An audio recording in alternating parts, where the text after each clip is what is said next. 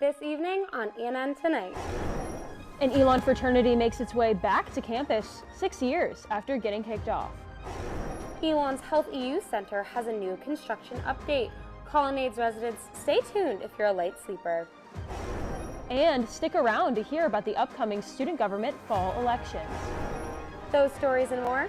ENN Tonight starts now.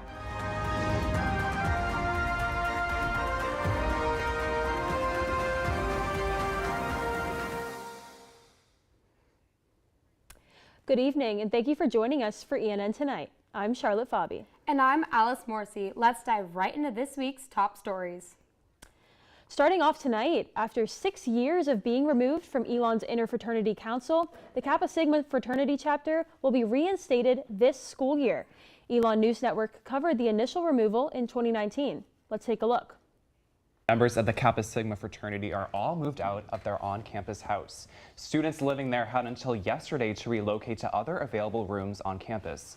This comes after an email addressed to chapter presidents and executive council members announced the fraternity would be kicked off campus Wednesday night. Elon News Network went to Kappa Sigma's on-campus house looking to get details on their move, but they declined to comment. We already moved out. You already moved out? Do you have any comments? No, I do not. No comments? Okay, thank you. Now, this may not be the last we hear from the fraternity. Kappa Sigma has 1 month to appeal the decision made by the Kappa Sigma national headquarters. And if Kappa Sigma decides to try and reestablish their chapter at Elon in the future, the process isn't simple. The Kappa Sigma chapter was removed from Elon's IFC in 2019 after the chapter was found responsible for multiple honor code violations, including incidents of disorderly conduct, unauthorized use of alcohol, and destruction and defacement of property. The Elon University Greek Reunion homecoming website states that Kappa Sigma alumni are welcome to attend the annual Lambda Lambda Alumni Association meeting and awards ceremony. At this meeting, they'll discuss the return of the fraternity to campus. In a statement to Elon News Network from Kappa Sigma National Senior Vice President and Chief Recruitment Officer Leo Brown IV wrote, "The Kappa Sigma fraternity is excited to announce the reorganization of the Lambda Lambda chapter at Elon University during this academic year.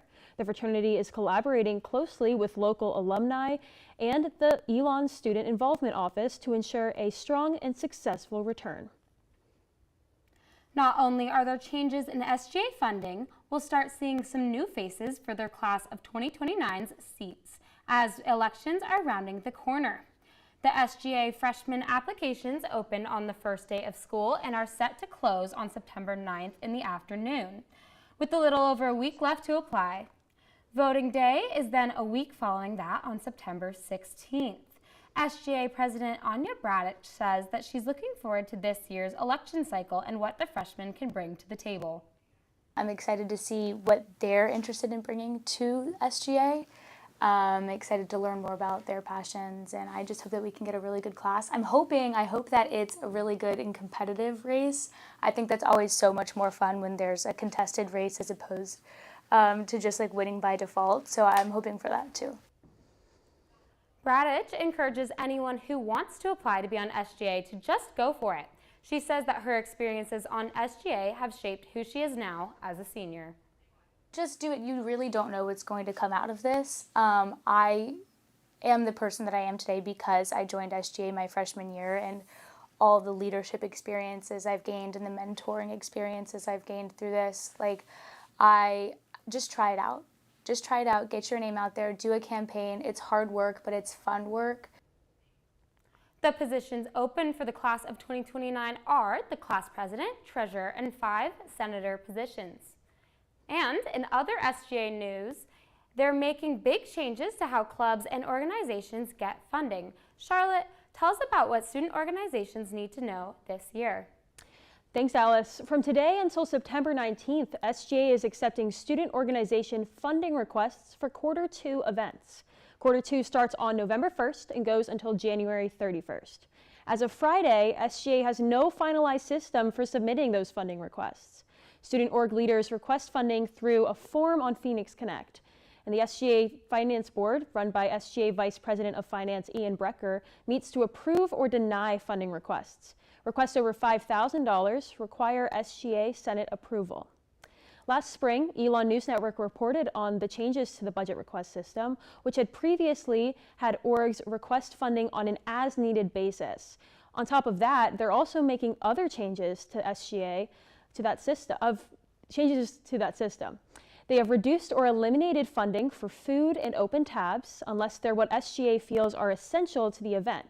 There's no longer funding for movies, and a cap was set at $50 for organizations to use for the Fall Org Fair this Thursday. Travel funding was also changed last year, so SGA isn't funding travel for conferences unless it's in a university vehicle.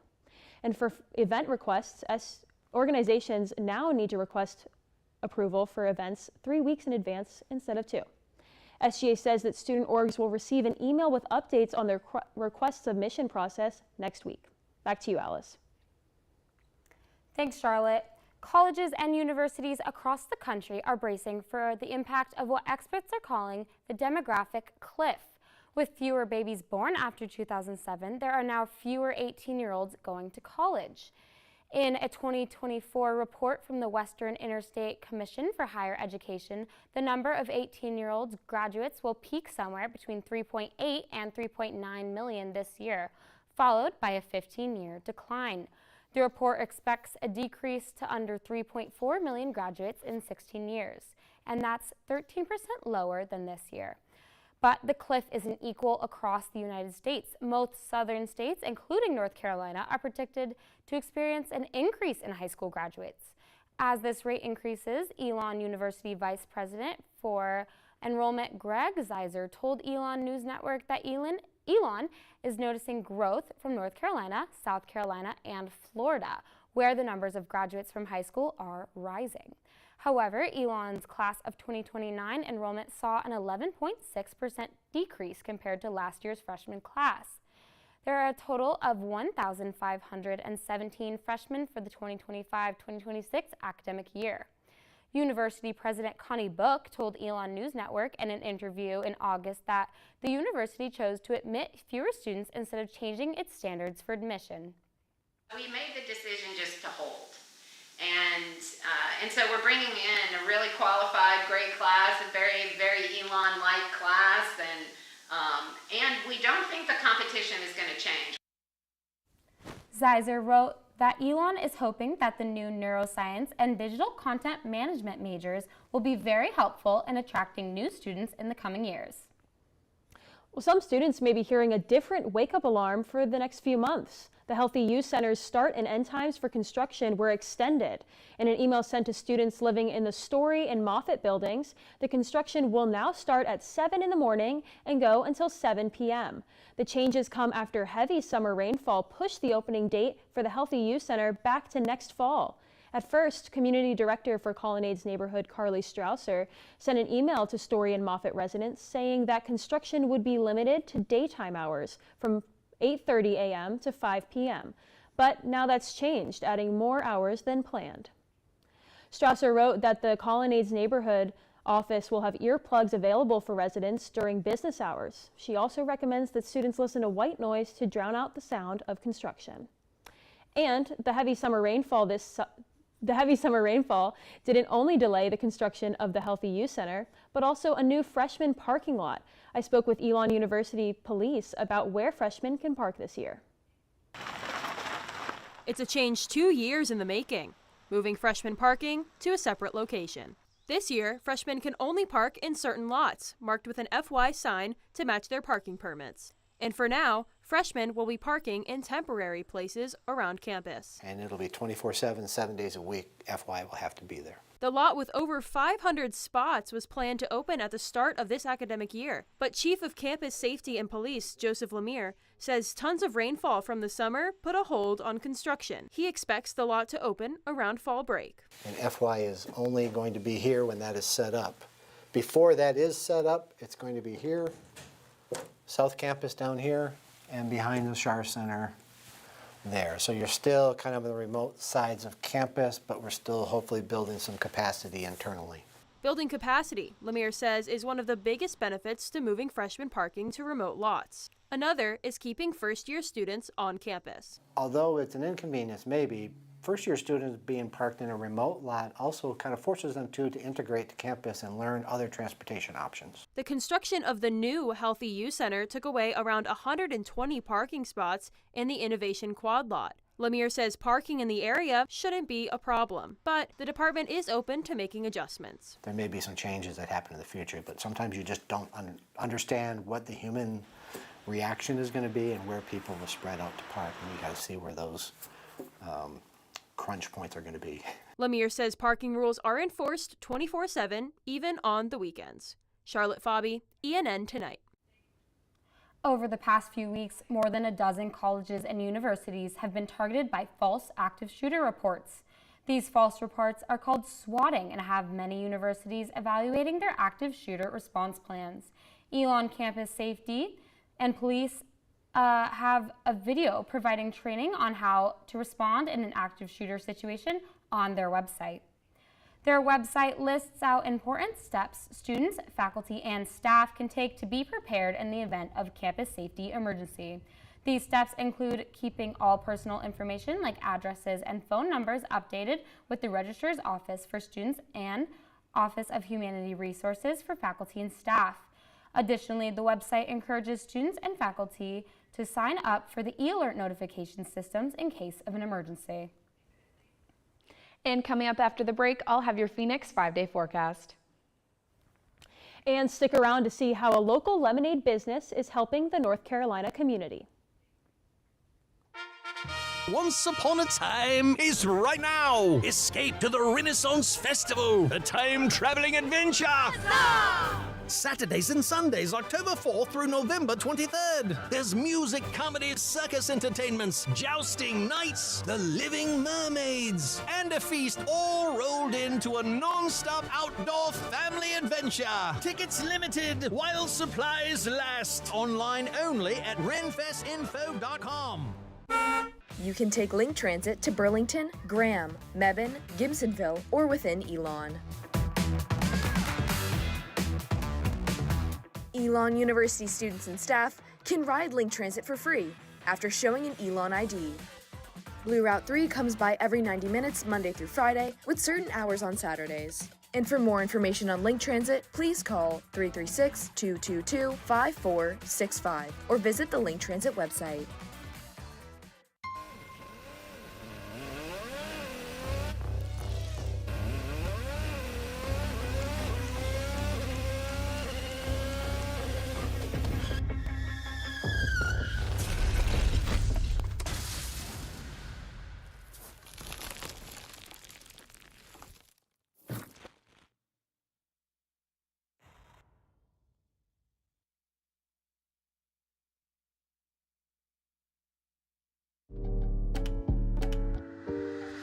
There's only one thing that will save somebody's life, and that is naloxone nasal spray. Get 911 on the phone, get the emergency responses there on their way.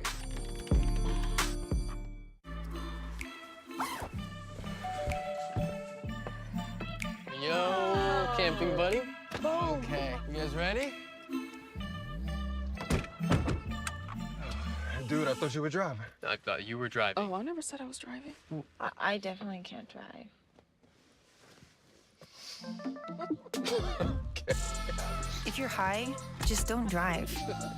It's illegal everywhere. If you feel different, you drive different. Hate is loud, but love is the majority.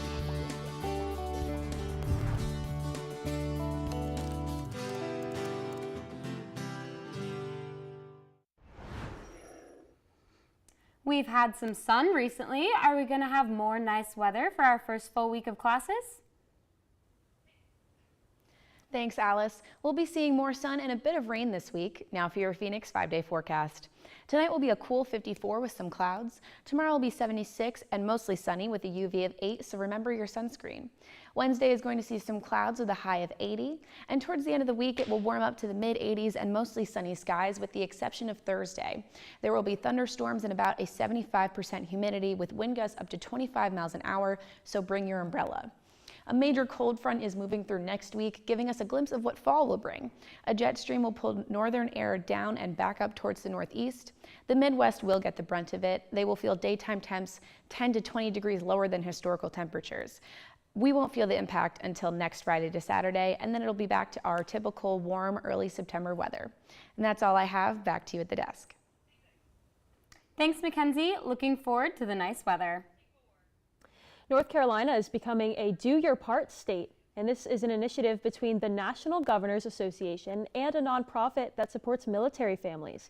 It's called Blue Stars Families. The Do Your Part initiative enforces effective policies that give aid to these families. Governor Josh Stein says the initiative allows North Carolina to show increased support for military families.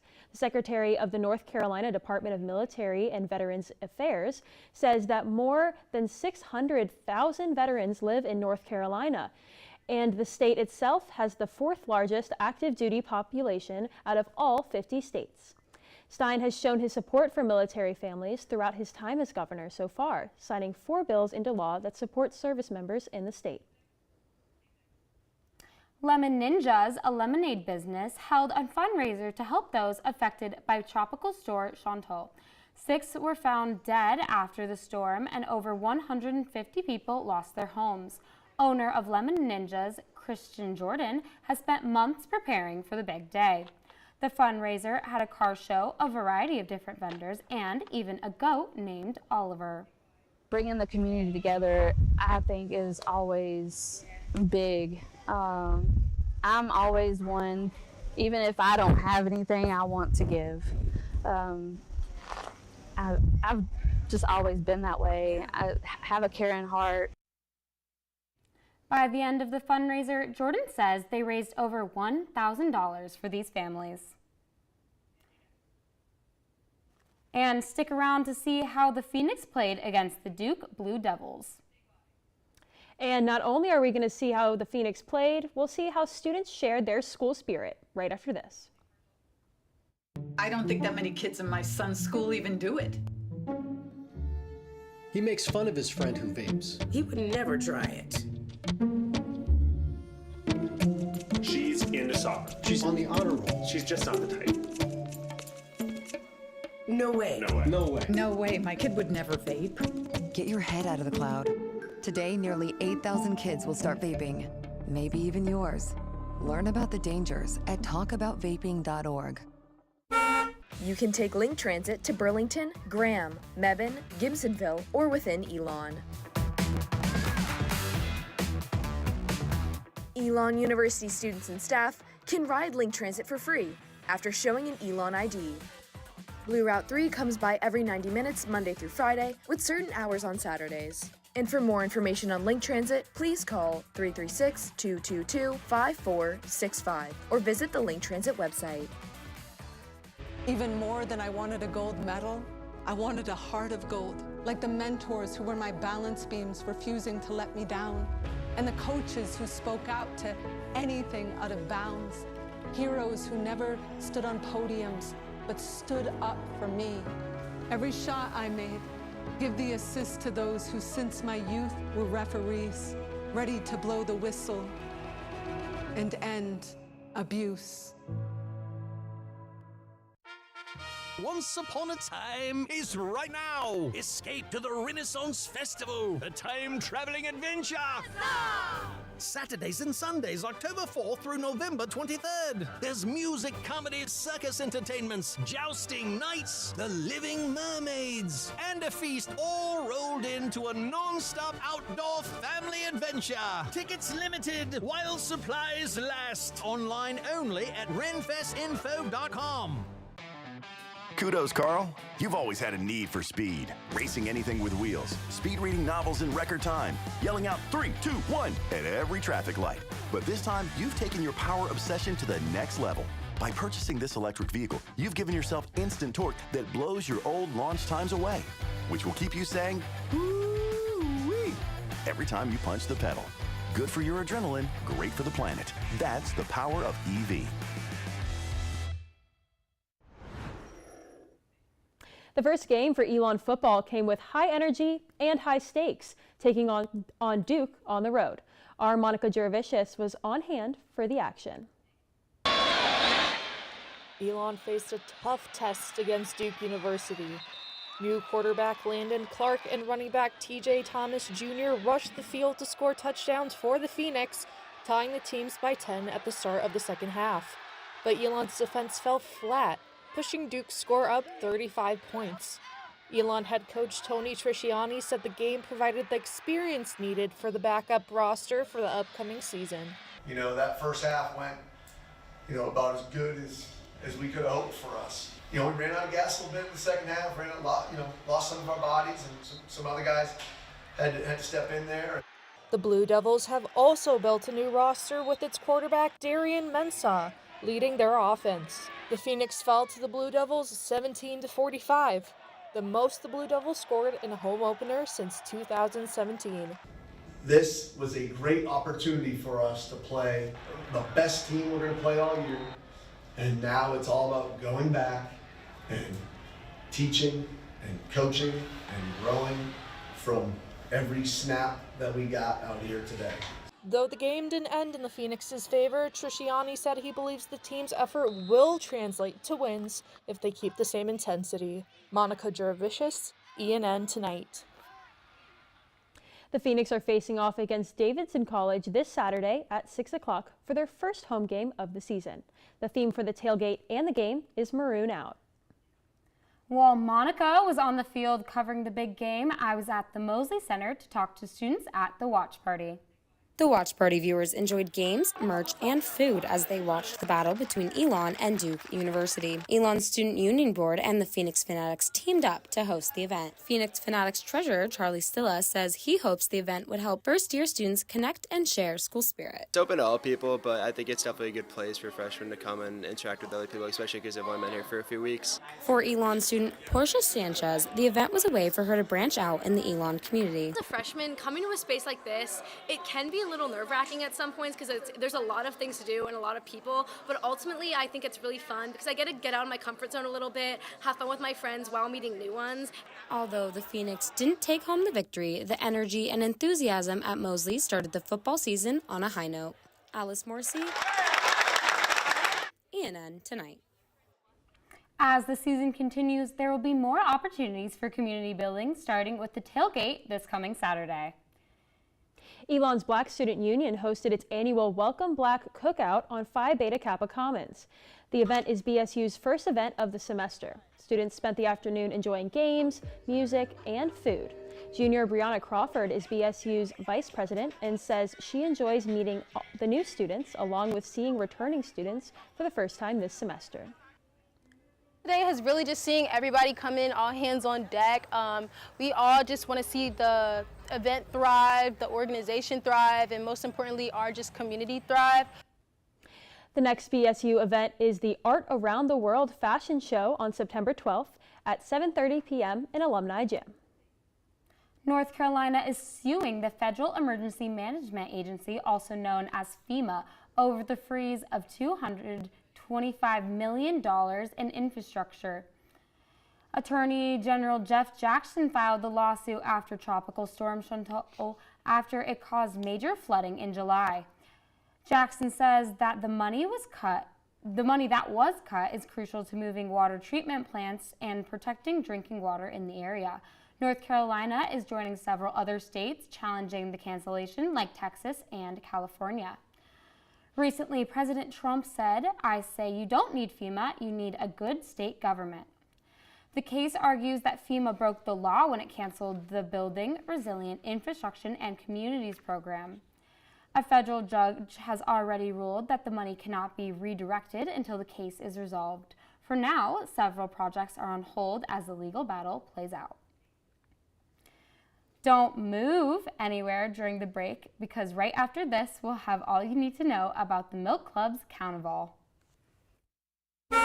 You can take Link Transit to Burlington, Graham, Mebane, Gibsonville, or within Elon.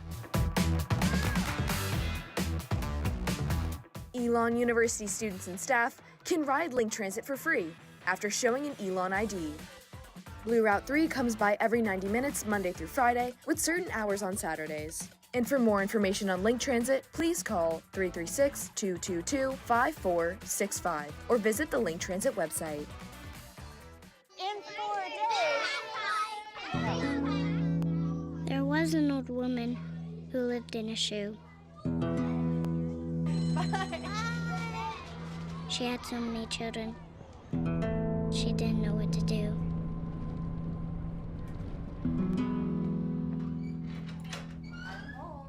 Did you have a good day at school? She gave them some broth. Without any bread. There you go.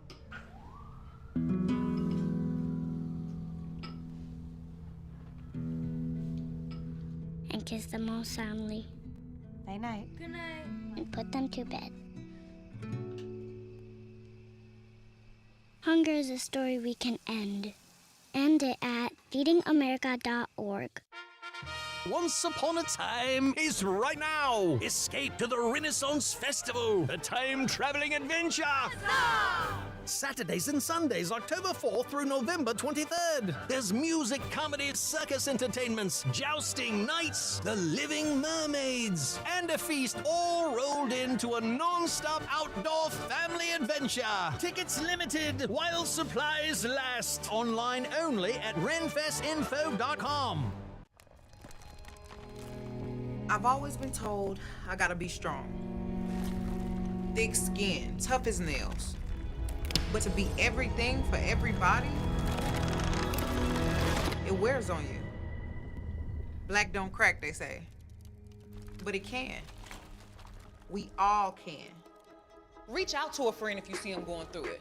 No matter who you are, being vulnerable is what makes us whole. Learn how to help at seizetheawkward.org. Elon University's Milk Club and Late Night Elon came together for the Carnival this weekend. ENN's Rachel Hawley has more on the festivities.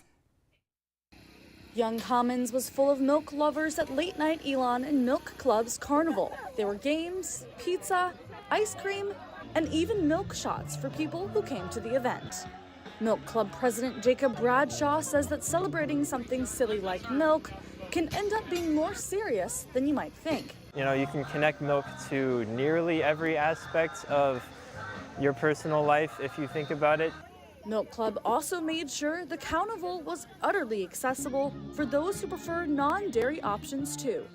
We are inclusive to all different types of milk, and it's sort of this inclusiveness that's like bridging the gap between the dairy community and the non-dairy community on campus and in the world. The milk shot table at the event included both whole milk and chocolate almond milk for both of those communities. Rachel Hawley, ENN Tonight. Milk Club will be one of the many organizations at the Fall Organization Fair this Thursday on Young Commons and Haggard Ave. The poster sale is back in Corey Conkers this week only. From 9 a.m. to 5 p.m., students can buy big or small posters and pair them with poster putty if needed. This is an annual fall event at Elon, and posters generally cost around $10 to $15 each. The sale ends on Friday. Happy senior year to the class of 2026. To kick off the school year, Student Life is hosting 2 events this week to celebrate. Tomorrow from 6 to 7:30 p.m. under the Oaks, seniors can enjoy a cookout, grab a free t-shirt, and cast their vote for senior class cause. On Wednesday from noon to 2 p.m., the Martin Alumni Center will host the first senior pit stop of the year. There will be a free Wham Bam Bagels and Oak House coffee. Senior pit stops happen every first Wednesday of the month. And coming up next Wednesday, the 10th, a Tibetan Buddhist monk, Geshe Palden Sangpo, will create a green Tara sand mandala in the Newman Lumen Sacred Space. The event runs for 2 days, and the viewing hours start at 8 a.m. and go until 9 p.m. each day. And it began in 2013 and has been held every year except for 2020. Making this year the 12th year after the mandala is fully complete. It'll be destroyed in the closing ceremony. Well, that's all the news we have for you this evening. Thank you so much for joining us. Head over to our website, elonnewsnetwork.com, for stories, sports, and more. And make sure to follow us on social media at Elon News Network. Have a great night, Elon.